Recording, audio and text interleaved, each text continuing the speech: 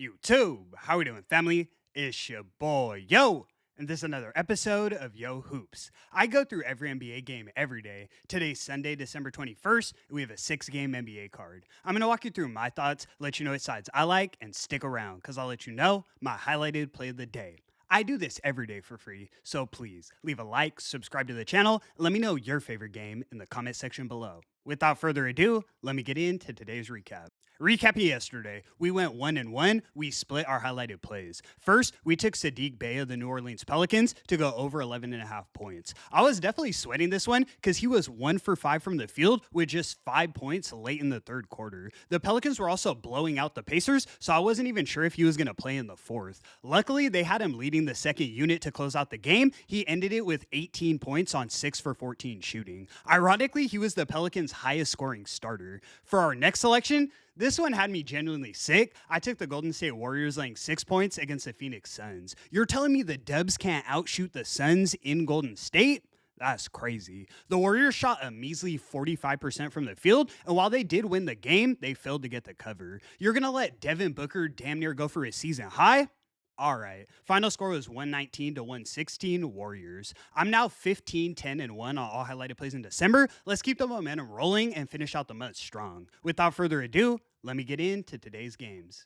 In our first matchup, we have the Chicago Bulls in Atlanta taking on the Atlanta Hawks. Hawks are minus 180 on the money line, and the total is 247.5. This is a pretty efficient line. Under normal circumstances, I would say the Hawks are a little overvalued laying 5, but considering Kobe White is listed as questionable with left ankle soreness, I think it's right on the money. I should mention the Hawks have yet to win a game since the return of Trae Young. They're currently 0-2. In terms of a side, I'd lean towards grabbing the points with Chicago and hoping Kobe plays, but rather than taking a side, I'm looking at a prop. Trae Young is starting at point guard tonight, and one thing he does really well is pass the ball. He's one of the premier dimers of all time, so we know his big men are going to eat. During the absence of Trae Young, we've also seen Jalen Johnson emerge as one of the best passers in the league, so we should expect 8+ assists from both. I'm focused on who they're passing it to. The obvious target who's emerged as one of the better scoring big men in the league is Onyeka Okongwu. I've personally been waiting on this moment for years. I used to watch Trae Young set up Clint Capella for 20 points a game with Okongwu on the bench. I'm taking Onyeka Okongwu to go over 16.5 points as my first selection of the afternoon.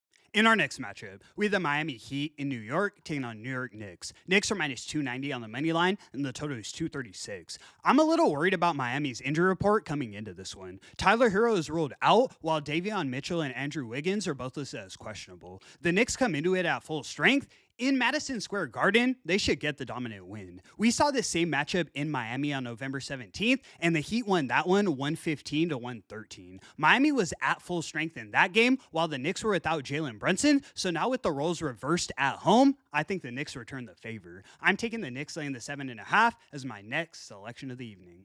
In our next matchup, we have the Toronto Raptors in Brooklyn taking on the Brooklyn Nets. Raptors are minus 170 on the money line, and the total is 215.5.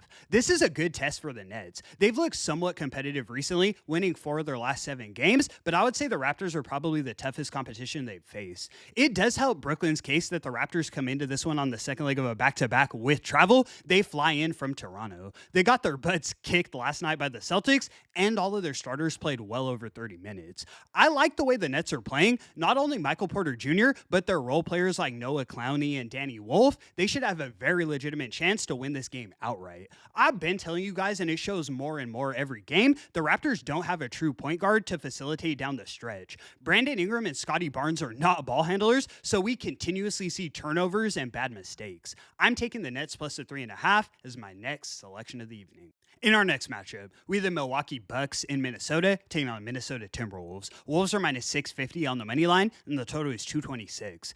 I'm not high on this Bucks team without Giannis. They've now lost 4 of their last 5 games, and 3 of those were double-digit blowouts. The Wolves are coming off an impressive win against the Thunder, and Anthony Edwards is back in the lineup. Vibes should be high in Minnesota. I will mention the Wolves are just 6-9 against the spread at home, so I'm not rushing to the window to lay such an extended number, but I don't see any other way to play this one. I'm taking the Wolves laying the 12 as my next selection of the evening. In our next matchup, we have the San Antonio Spurs in Washington taking on the Washington Washington Wizards. Spurs are minus 1,300 on the money line, and the total is 237.5.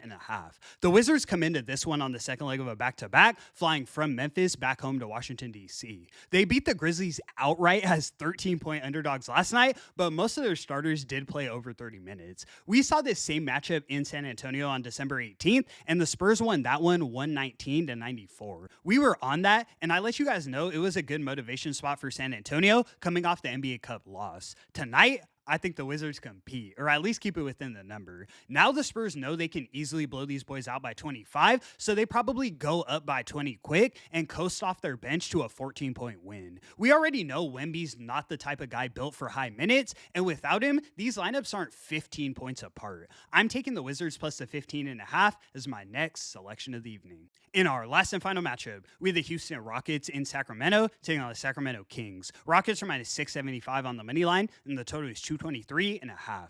Both teams come into this one on the second leg of back-to-backs. The Rockets fly in from Denver while the Kings remain at home. While the Rockets do have travel, they played an afternoon game yesterday against the Nuggets, so they realistically had more time off. They also got the dominant win, so team morale is definitely high. I know you guys saw KD beefing with Bruce Brown after the game, talking about I meant to cross the line. He saw Kay Adams outside at the Jake Paul fight and immediately proceeded to drop 30. You guys know how it is, seeing your girl outside having fun with other men?